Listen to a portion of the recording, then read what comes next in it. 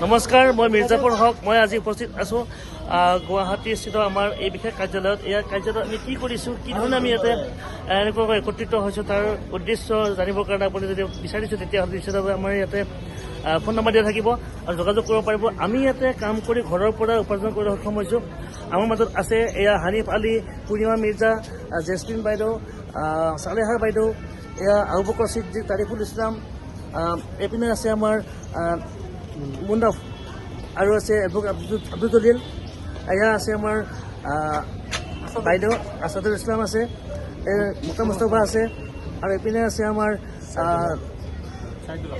চাইদুল আৰু এইপিনে আছে আমাৰ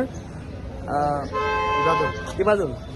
এই সকলোখিনি ব্যক্তি এইটোতে জড়িত হৈ পেলাই একত্ৰিত হৈছোঁ। তাৰ উদ্দেশ্যটোৱে হ'ল যে আমি ঘৰৰ পৰা ইনকাম কৰোঁ। ঘৰৰ পৰা ইনকাম কৰিবৰ কাৰণে আমি মাত্ৰ ব্যৱহাৰ কৰোঁ আমাৰ মোবাইল ফোনটো।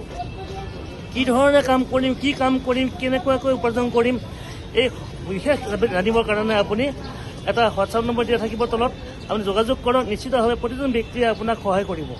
ইয়াতে যিখিনি ব্যক্তি লগ পাইছে প্ৰত্যেকজন ব্যক্তিয়ে এই ভিডিঅ' ব্যৱহাৰ কৰিব আৰু প্ৰতিজন ব্যক্তিয়ে ইয়াতে আপোনাক বুজাই দিব পাৰিব যে কি ধৰণে এটা কাম কৰি উপাৰ্জন ল'ব পাৰি আৰু কি ধৰণে এটা সফলতা লাভ কৰিব পাৰি।